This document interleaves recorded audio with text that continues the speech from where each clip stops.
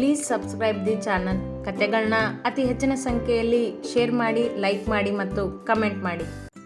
ನನ್ನ ಕತೆ ನಿಮ್ಮ ಭಾವ ಚಾನಲ್ಗೆ ಸ್ವಾಗತ.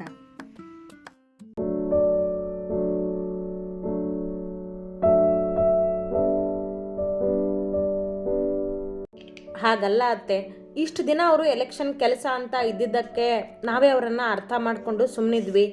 ನಾವು ಅವರಿಗೆ ಸಮಯ ಕೊಡಿ ಅಂದಿದ್ದೆ, ನೀವು ಹೇಳಿದ್ರಿ, ಅವರು ಒಪ್ಕೊಂಡಿದ್ರು. ಆದರೆ ಅವರೇ ಅದನ್ನು ಮರೆತು ಪಾರ್ಟಿ ಮಾಡ್ಕೊಂಡು ಬಂದಿದ್ದಾರೆ ಅಂದರೆ ಇನ್ನೂ ಏನಂತ ಹೇಳಬೇಕು, ಅವರಿಗೆ ಎಷ್ಟು ಸರಿ ಅಂತ ಹೇಳಬೇಕು ಅರ್ಥ ಮಾಡಿಸೋದಕ್ಕೆ. ನಮಗೆ ಅವರು ನಮ್ಮ ಜೊತೆನೂ ಸಮಯ ಕಳಿಬೇಕು ಅನ್ನೋ ಆಸೆ ಇದೆ, ಆದರೆ ಅವರಿಗೆ ನಮ್ಮ ಜೊತೆ ಇರಬೇಕು ಅನ್ನೋ ಆಸೆನೇ ಇಲ್ವಲ್ಲ. ನನಗೋಸ್ಕರ ಕಾಯ್ಬೇಡಿ, ನನಗೆ ಏನೂ ಆಗೋದಿಲ್ಲ, ಊಟ ಹೊರಗಡೆನೇ ಮಾಡ್ಕೊಂಡು ಬರ್ತೀನಿ ಅಂತ ಎಷ್ಟು ಸಹಜವಾಗಿ ಹೇಳಿಬಿಡ್ತಾರೆ ನೋಡಿ. ನಾವೆಲ್ಲ ಅವ್ರ ಕುಟುಂಬ ಅನ್ನೋ ಕಾಳಜಿ ಪ್ರೀತಿ ಅವರಿಗಿದೆ, ಒಪ್ಕೋತೀನಿ. ಆದರೆ ಅದನ್ನು ಮಾತಲ್ಲಿ ಹೇಳಿದೆ, ಕುಟುಂಬಕ್ಕೆ ಕಷ್ಟ ಅಂತ ಬಂದಾಗಷ್ಟೇ ತೋರಿಸ್ದೆ, ನಮ್ಮ ಮಾತಿಗೂ ಬೆಲೆ ಕೊಟ್ಟು ತೋರಿಸ್ಬೇಕು ಅಲ್ವಾ ಅತ್ತೆ ಎಂದವಳ ಮಾತುಗಳು ಸರಿ ಎನ್ನಿಸಿದವು ಎಲ್ಲರಿಗೂ. ಹೌದು ಪೂರ್ಣ, ನೀನು ಹೇಳೋದು ಸರಿಯಾಗಿದೆ. ನಮಗೆಲ್ಲ ಅವನು ನಮ್ಮ ಜೊತೆ ಸಮಯ ಕಳೀಲಿ ಅಂತ ಆಸೆ ಇದೆ, ಆದರೆ ಅವನಿಗೆ ಹಾಗೆ ಅನಿಸೋದೇ ಇಲ್ಲ ಅನಿಸುತ್ತೆ. ಎಲ್ಲನೂ ಅವನಿಗೆ ಅರ್ಥ ಮಾಡಿಸ್ಬೇಕು ಎಂದರು ಶರಾವತಿ. ಅದು ಅವ್ರ ಮನಸ್ಸಿಗೆ ಗೊತ್ತು ಅತ್ತೆ. ಯಾವಾಗಲೂ ನಾನು ಹೇಳಿದ್ದನ್ನು ಕೇಳಿ ಅಂತ ನಾನು ಹೇಳೋದು, ಅವರು ಕೇಳದೇ ಇರೋದು, ನಾನು ಕೋಪ ಮಾಡ್ಕೊಳ್ಳೋದು, ಅವರು ರಂಸೋದು, ಬರೀ ಇದೇ ಆಯಿತು. ಪ್ರತಿ ಬಾರಿನೂ ಹೀಗೆ ಆಗೋದು ಸರಿ ಕಾಣೋದಿಲ್ಲ ಅಲ್ವಾ ಅತ್ತೆ. ಅದಕ್ಕೆ ಈ ಬಾರಿ ನಾನೇ ಸುಮ್ಮನಾಗಿದ್ದೀನಿ. ಇನ್ನು ಮುಂದೆ ಅವರಿಗೋಸ್ಕರ ಕಾಯ್ದೆ, ಅವರಿಗೋಸ್ಕರ ಏನೂ ಮಾಡದೆ ಇದ್ದು ಬಿಡ್ತೀನಿ.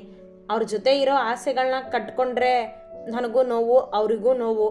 ಅದೇ ಸುಮ್ಮನಿದ್ದು ಬಿಟ್ಟರೆ ಯಾರಿಗೂ ನೋವಾಗೋದಿಲ್ಲ ಎಂದವಳ ಮನಕ್ಕೆ ನೋವಾಗಿದೆ ಎಂದು ಎಲ್ಲರಿಗೂ ಅರ್ಥವಾಗಿತ್ತು. ಈ ನಿರ್ಧಾರ ತಪ್ಪು ಪೂರ್ಣ. ನನ್ನ ಅಣ್ಣ ನಿಮ್ಮ ಆಸೆಗಳನ್ನ ಅರ್ಥ ಮಾಡ್ಕೊಳ್ಳದೆ ಇರೋನಲ್ಲ.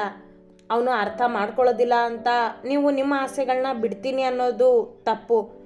ಭಾರ್ಗವನ ಪರವಾಗಿ ಬಂದ ಆಯುಷ್, ನಿನ್ನ ಅಣ್ಣ ನಿನ್ನೆ ರಾತ್ರಿ ಏನು ಮಾಡಿದ್ದಾನೆ ಅಂತ ಅವಳು ಹೇಳ್ತಿದ್ದಾಳೆ ತಾನೆ, ಆದರೂ ಬಂದುಬಿಡ್ತೀಯ ನೋಡು ನನ್ನ ಅಣ್ಣ ಅಂದ್ಕೊಂಡು ಮುದ್ದಾಗಿ ಗದರಿದರು ಶರಾವತಿ. ಅದು ಅವನು ತಪ್ಪು ಮಾಡಿದ್ದಾನೆ ಅಂತ ನೀವೇ ಹೇಳಬೇಡಿ ಅಮ್ಮ. ಅವನು ಎದ್ದ ಮೇಲೆ ಏನಾಯಿತು, ಯಾಕೆ ತಡವಾಗಿ ಬಂದ ಅಂತ ಅವನನ್ನು ಕೇಳೋಣ ಎಂದ.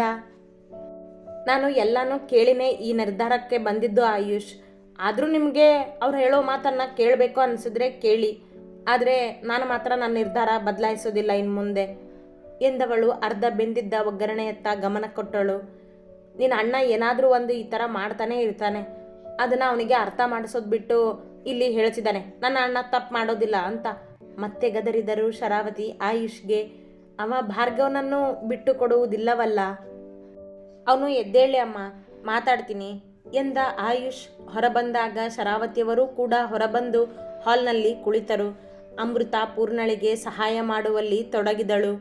ತಿಂಡಿಯ ಸಮಯವಾದರೂ ಭಾರ್ಗವ್ ಎದ್ದಿರಲಿಲ್ಲ. ಪೂರ್ಣ ಕೂಡ ಅವನನ್ನು ಎಬ್ಬಿಸಲು ಹೋಗಿರಲಿಲ್ಲ. ಕೈಯನ್ನು ತಲೆ ಕೆಳಗೆ ಒತ್ತಿಕೊಂಡು ಮಲಗಿದವನಿಗೆ ಸಣ್ಣ ನೋವೆದ್ದಾಗ ಎಚ್ಚರವಾಗಿತ್ತು. ಕೈಯನ್ನು ಪಕ್ಕದಲ್ಲಿ ಚಾಚಿ ಮಲಗಲು ಹೊರಳಿದಾಗ ಪೂರ್ಣ ಪಕ್ಕದಲ್ಲಿ ಇಲ್ಲವೆಂಬ ಅರಿವಾಯಿತು.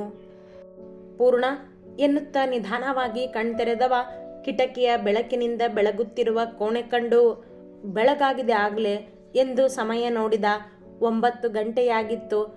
ಇಷ್ಟೊತ್ತಾದರೂ ಎಬ್ಬಿಸಿಲ್ವಲ್ಲ ನನ್ನ ಇವಳು ಎಂದುಕೊಳ್ಳುತ್ತಾ ಮತ್ತೆ ಕಣ್ಮುಚ್ಚಿದವನಿಗೆ ರಾತ್ರಿಯ ದಿನ ನೆನಪಾಗಿತ್ತು. ಇನ್ಮುಂದೆ ಅರ್ಥ ಮಾಡ್ಕೋತೀನಿ ಎಂದು ಅವಳಿಂದ ಮಾತು ಪ್ರತಿಧ್ವನಿಸಿದಾಗ ತಕ್ಷಣ ಕಣ್ತೆರೆದು ಮೇಲೆದ್ದವ ಕೋಣೆಯನ್ನೊಮ್ಮೆ ನೋಡಿದ. ಅಲ್ಲಲ್ಲಿ ಇಟ್ಟಿದ್ದ ಹೂವಿನ ಗುಚ್ಛಗಳು ಹಾಗೇ ಇದ್ದವು. ಕೋಣೆಯ ತುಂಬ ಹರಡಿದ್ದ ಹೂವುಗಳು ಮೂಲೆಯೊಂದರಲ್ಲಿ ಗುಂಪಾಗಿ ಕುಳಿತಿದ್ದವು. ಅಂದರೆ ಪೂರ್ಣ ನಿನ್ನೆ ರಾತ್ರಿ ನನಗೋಸ್ಕರ ಏನೋ ಪ್ಲ್ಯಾನ್ ಮಾಡಿದ್ಲು. ಎಲ್ಲ ಹಾಳು ಮಾಡಿದ್ದೀನಿ ನಾನು. ಛೇ, ಕುಡ್ದಿದ್ದು ಸ್ವಲ್ಪನೇ ಆಗಿದ್ರೂ ಜಾಸ್ತಿ ನಶೆ ಏರಿತ್ತು ಅನಿಸುತ್ತೆ. ಕೋಪ ಮಾಡ್ಕೊಂಡಿರಬೇಕು ನನ್ನ ಮೇಲೆ, ಅದಕ್ಕೆ ಇಷ್ಟೊತ್ತಾದರೂ ನನ್ನನ್ನು ಎಬ್ಬಿಸಿಲ್ಲ.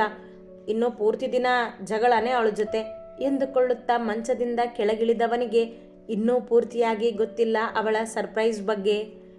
ಫ್ರೆಶ್ ಆಗಿ ಹೋಗ್ತೀನಿ ಕೆಳಗೆ ಎಂದುಕೊಂಡವ ಮೊದಲು ಬಾತ್ರೂಮಿಗೆ ನಡೆದ. ಇತ್ತ ಕೆಳಗೆ ಭಾರ್ಗವ್ ಇನ್ನೂ ಎದ್ದಿಲ್ಲವೆಂದು ಆಯುಷ್ಗೆ ಏಕೋ ಸಮಾಧಾನವಾಗಲಿಲ್ಲ.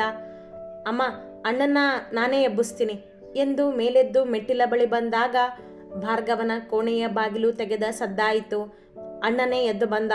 ತಲೆ ಎತ್ತಿ ನೋಡಿದ ಆಯುಷ್ ಮತ್ತೆ ಹಾಲ್ನತ್ತ ಬಂದ.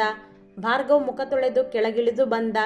ಪೂರ್ಣ ಕೂಡ ಅದೇ ಸಮಯಕ್ಕೆ ಪುಲಾವ್ ಪಾತ್ರೆ ಹಿಡಿದು ಬಂದಳು ಅಡುಗೆ ಮನೆಯಿಂದ ಹೊರಗೆ. ಭಾರ್ಗವ್ ಅವಳನ್ನು ಕಂಡವನೇ ಏಯ್ ಶುಗರ್ಲೆಸ್ ಟೀ ಎಂದ. ಹಾಗೆ ಕರೆದು ಅವಳ ಕೋಪ ಪರೀಕ್ಷಿಸುತ್ತಿದ್ದ ಅವನ ಮಾತಿಗೆ ಏನೊಂದೂ ಉತ್ತರಿಸದೆ ಅವನಿಗೆ ಟೀ ತರಲೆಂದು ಹೋದಳು ಪೂರ್ಣ. ಗುಡ್ ಮಾರ್ನಿಂಗ್ ಅಮ್ಮ. ಗುಡ್ ಮಾರ್ನಿಂಗ್ ಆಯು ಎನ್ನುತ್ತಾ ಅಲ್ಲಿಯೇ ಸೋಫಾದಲ್ಲಿ ಕುಳಿತ. ನಮಗೆ ಮಾರ್ನಿಂಗ್ ಆಗಿ ತುಂಬ ಹೊತ್ತಾಯಿತು ಎಂದ ಶರಾವತಿಯವರು ಅವನ ಕೈ ಬೆರಳಲ್ಲಿದ್ದ ಉಂಗುರ ನೋಡಿದರು. ಅವರ ಮಾತಿಗೆ ಪೂರ್ಣ ಆಗಲೇ ಎಲ್ಲವನ್ನೂ ಹೇಳಿರಬೇಕು ಎಂದುಕೊಂಡನವ.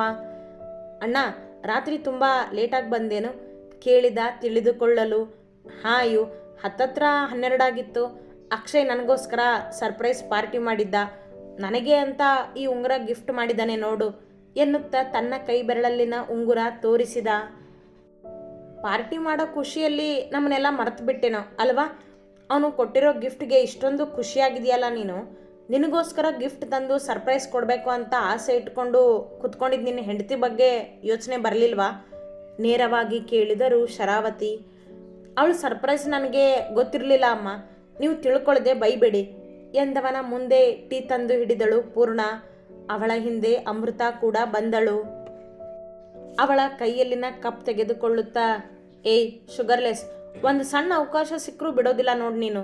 ಅಮ್ಮನ ಹತ್ರ ನನ್ನ ಬಗ್ಗೆ ಎಲ್ಲ ಚಾಡಿ ಹೇಳಿರ್ತೀಯ ಎಂದ ಮಾತಿಗೆ ಸುಮ್ಮನಿರೋ ಭಾರ್ಗವ್, ಅವಳು ನಿನ್ನ ಬಗ್ಗೆ ಚಾಡಿ ಹೇಳೋದಿಲ್ಲ ನನಗೆ ಯಾವತ್ತು ಸಣ್ಣ ಕೋಪದಲ್ಲಿ ಎಂದರು ಶರಾವತಿ. ಅತ್ತೆ, ಇದನ್ನೇ ನಾನು ಬೇಡ ಅಂದಿದ್ದು ಎಂದಳು ಪೂರ್ಣ ಅವರನ್ನು ನೋಡುತ್ತಾ. ಸುಮ್ಮನಿರಿ ಎಲ್ರು ಎಂದ ಆಯುಷ್ ಭಾರ್ಗವನನ್ನು ನೋಡುತ್ತಾ. ಅಣ್ಣ, ನೀನು ನಿನ್ನೆ ಅಕ್ಷಯ್ ಪಾರ್ಟಿ ಕೊಟ್ಟಿದ್ದಾನೆ ಅಂತ ಲೇಟಾಗಿ ಬಂದೇನು ಕೇಳಿದ ತಾಳ್ಮೆಯಿಂದ. ಭಾರ್ಗವನ ಕಡೆಯಿಂದಲೂ ಒಮ್ಮೆ ಯೋಚಿಸಬೇಕಲ್ಲ, ಅದರ ಜವಾಬ್ದಾರಿ ಇವನದ್ದೇ. ಹಾಂ ಅಯ್ಯೋ, ನನಗೆ ನಿಜವಾಗ್ಲೂ ಗೊತ್ತಿರಲಿಲ್ಲ ಪಾರ್ಟಿ ಬಗ್ಗೆ. ಬೆಳಗ್ಗೆಯಿಂದ ಕಾಲ್ ಮಾಡಿ ಕರೆದಿದ್ದ. ನನಗೆ ಆಫೀಸ್ ಕೆಲಸ ತುಂಬ ಇತ್ತು, ಸಂಜೆ ಸಿಗ್ತೀನಿ ಅಂತ ಹೇಳಿದ್ದೆ. ಕೆಲಸ ಎಲ್ಲ ಮುಗಿಸ್ಕೊಂಡು ನಾನು ಅವನ ಹತ್ರ ಹೋಗಿದ್ದೆ 8 ಗಂಟೆಗೆ. ಪಾರ್ಟಿ ಜೋರಾಗಿತ್ತು, ಹಾಗಾಗಿ ಫೋನಿನ ರಿಂಗ್ ಕೇಳಿಸ್ಲಿಲ್ಲ ಅಷ್ಟೇ ತಾಳ್ಮೆಯಿಂದ ಹೇಳಿದನವ ಎಲ್ಲವನ್ನು. ಆದರೆ ನೀನು ನಿನ್ನೆಯಿಂದ ನಮಗೆಲ್ಲ ಟೈಮ್ ಕೊಡ್ತೀನಿ ಅಂತ ಹೇಳಿದ್ದೆ ಅಲ್ವಾ ಅಣ್ಣ? ಹೇಳಿದ್ದೆ ಅಯ್ಯೋ, ನೆನಪಿದೆ ನನಗೆ. ಆದರೆ ನಿನ್ನೆ ಆ ರೀತಿ ಆಗುತ್ತೆ ಅಂತ ನನಗೂ ಗೊತ್ತಿರಲಿಲ್ಲ. ಹೇಳಿದ್ನಲ್ಲ ಅಕ್ಷಯ್ ಸರ್ಪ್ರೈಸ್ ಪ್ಲ್ಯಾನ್ ಮಾಡಿದ್ದ ಅಂತ. ಮತ್ತು ನಿನ್ನ ಹೆಂಡತಿ ಸರ್ಪ್ರೈಸ್ ಪ್ಲ್ಯಾನ್ ಮಾಡಿದ್ರ ಬಗ್ಗೆ ಏನು ಕೇಳಿದರು ಶರಾವತಿ. ಇದೆಲ್ಲ ಡಿಸ್ಕಷನ್ ಯಾಕೆ, ಹೋಗಲಿ ಬಿಡಿ. ನಿನ್ನೆಗೆ ಮುಗಿದು ಹೋಯಿತು. ಅವ್ರಿಗೆ ಕೆಲಸ ಜಾಸ್ತಿ. ನಾನೇ ಅವ್ರಿಗೆ ಹೇಳಿದೆ ಸರ್ಪ್ರೈಸ್ ಪ್ಲ್ಯಾನ್ ಮಾಡಿ ಆಸೆ ಇಟ್ಕೊಂಡಿದ್ದು ನನ್ನ ತಪ್ಪು. ಮತ್ತೆ ಹೀಗೆ ಮಾಡೋದಿಲ್ಲ ಎಂದಳು ಪೂರ್ಣ ತನ್ನದೇ ತಪ್ಪೆನ್ನುವಂತೆ. ಅಣಕಿಸಿದಂತಾಯಿತು ಭಾರ್ಗವನಿಗೆ. ಶಟಪ್ ಪೂರ್ಣ, ನೀನು ಸರ್ಪ್ರೈಸ್ ಪ್ಲ್ಯಾನ್ ಮಾಡಿರೋದು ನನಗೆ ಗೊತ್ತಿರಲಿಲ್ಲ. ಗೊತ್ತಿದ್ರೆ ನಾನು ಲೇಟಾಗಿ ಬರ್ತಿರಲಿಲ್ಲ ಅವಳನ್ನೇ ನೋಡುತ್ತಾ ಸಿಡುಕಿದ ಭಾರ್ಗವ್. ಹೇಳಿ ಮಾಡೋದಕ್ಕೆ ಸರ್ಪ್ರೈಸ್ ಅನ್ನೋದಿಲ್ಲ ಭಾರ್ಗವ್ ಎಂದರು ಶರಾವತಿ. ನಾನು ಶಟಪ್ ಆಗೇ ಇರ್ತೀನಿ, ಹೆಚ್ಚು ಮಾತನಾಡದೆ ಎಂದ ಪೂರ್ಣ. ತಿಂಡಿ ರೆಡಿಯಾಗಿದೆ, ಬನ್ನಿ ಎಲ್ರು ಎಂದು ಅಡುಗೆ ಮನೆಗೆ ನಡೆದಳು. ಅಣ್ಣ, ಕೋಪ ಮಾಡ್ಕೋಬೇಡ ಅವ್ರ ಮೇಲೆ. ಪಾಪ ಪೂರ್ಣ, ನಿನ್ನೆ ನಿನಗೆ ಸರ್ಪ್ರೈಸ್ ಕೊಡಬೇಕು ಅಂತ ಗಿಫ್ಟ್ ತೊಗೊಂಡು ಬಂದಿದ್ರು. ನನ್ನ ಹೆಲ್ಪ್ ಕೇಳಿ ಹೂ ತರಿಸಿದ್ರು. ಇಬ್ಬರೇ ಕುತ್ಕೊಂಡು ಊಟ ಮಾಡಬೇಕು ಅಂತ ಟೆರೆಸ್ ಮೇಲೆ ಡೆಕೋರೇಷನ್ ಮಾಡಿದರು. ನೀನು ಇಷ್ಟದ ಅಡುಗೆ ಮಾಡಿಸಿದ್ರು. ಕೋಣೆನೂ ರೆಡಿ ಮಾಡಿಸಿದ್ದು ನೀನು ನೋಡಿರಬೇಕು ಎಂದ ಆಯುಷ್. ಕೋಣೆ ಡೆಕೋರೇಷನ್ ನೋಡಿದ್ದೆ, ಆದರೆ ಇಷ್ಟೆಲ್ಲ ಮಾಡಿದಾಳೆ ಅಂತ ನನಗೆ ಗೊತ್ತಿರಲಿಲ್ಲ ಎಂದ ಭಾರ್ಗವ್ ತನ್ನ ಮೇಲೆ ಬೇಸರಗೊಂಡು. ಈಗ ಎಲ್ಲ ತಿಳಿದಿತ್ತವನಿಗೆ. ಟೆರೆಸ್ ಡೆಕೋರೇಷನ್ ಎಲ್ಲ ಆಗಲೇ ತೆಗೆಯೋದಕ್ಕೆ ಹೇಳಿದ್ಲು ಅಕ್ಕ. ಕ್ಲೀನ್ ಕೂಡ ಮಾಡಿದರು ಎಂದಳು ಅಮೃತ. ಸಾರಿ ಅಮ್ಮ ಶರಾವತಿಯವರನ್ನು ನೋಡುತ್ತಾ ಎಂದ ಭಾರ್ಗವ್. ಸಾರಿ ನನಗಲ್ಲ, ನಿನ್ನ ಶುಗರ್ಲೆಸ್ಸಿಗೆ ಕೇಳು. ಇನ್ನು ಮುಂದೆ ಆಸೆಗಳನ್ನ ಬಿಟ್ಬಿಡ್ತೀನಿ ನಾನೇ ಅಂತಿದ್ದಾಳೆ ನೋಡು ಎಂದರು ಶರಾವತಿ ಸಣ್ಣ ಮುನಿಸಲ್ಲಿ. ಈ ಥರದ ಡೈಲಾಗ್ ಅವಳ ಹತ್ರ ತುಂಬ ಇವೆ ಬಿಡಿ, ಅವಳನ್ನು ನಾನು ಸಮಾಧಾನ ಮಾಡ್ತೀನಿ ಎಂದವ ಎಲ್ಲರ ಜೊತೆಯೇ ಮೇಲೆದ್ದು ಡೈನಿಂಗ್ ಟೇಬಲ್ ಬಳಿ ನಡೆದ. ಅಣ್ಣ ಅಣ್ಣ ಕೂಗುತ್ತಾ ಬಂದ ಕಂಟಿ ಅದೇ ಸಮಯಕ್ಕೆ. ಇಲ್ಲೇ ಇದ್ದೀನಿ ಕಂಟಿ, ಏನಾಯಿತು ಕೇಳಿದ ಭಾರ್ಗವ್. ನ್ಯೂಸ್ ನೋಡಿದ್ರ ಅಣ್ಣ? ನೀವು ಹೇಳಿದಾಗೆ ಮಾಡಿದ್ದೀನಿ. ವಿಜಯಕುಮಾರ್ ಬಗ್ಗೆ ಜಾತ್ರೆನೇ ನಡೀತಿದೆ ಎಂದ. ಅವನ ಜಾತ್ರೆ ಆಗಲೇಬೇಕು ಕಂಟಿ, ನನ್ನ ಕೋಪಕ್ಕೆ ಅವನ ಬಲಿ ಕೊಡಬೇಕು ನಾನು ಎಂದ ಭಾರ್ಗವ್ ಗತ್ತಿನಿಂದ. ಊರಿನ ಚಿಂತೆ ಬಿಡು, ಮನೆ ಚಿಂತೆ ಮಾಡು ಎಂದರು ಶರಾವತಿ ಮುನಿಸಿಕೊಂಡು ಕುಳಿತಿದ್ದ ಪೂರ್ಣಳನ್ನು ಕಣ್ಸನ್ನೆಯಲ್ಲಿ ಅವನಿಗೆ ತೋರಿಸುತ್ತಾ. ಈ ಶುಗರ್ಲೆಸ್ ಬಗ್ಗೆ ಯೋಚನೆ ಮಾಡೋದು ಏನಿಲ್ಲ ಅಮ್ಮ. ಮಾತಿಗೆಂದ ಪಕ್ಕದಲ್ಲಿ ಕುಳಿತಿದ್ದ ಮಡದಿಯನ್ನು ಛೇಡಿಸುವಂತೆ ಅವನತ್ತ ನೋಡಲೂ ಇಲ್ಲ ಅವಳು. ನೀನು ಇಷ್ಟದ ಲಡ್ಡು ಕೂಡ ಮಾಡಿದ್ರು ಅಣ್ಣ ನಿನ್ನೆ ಎಂದ ಆಯುಷ್.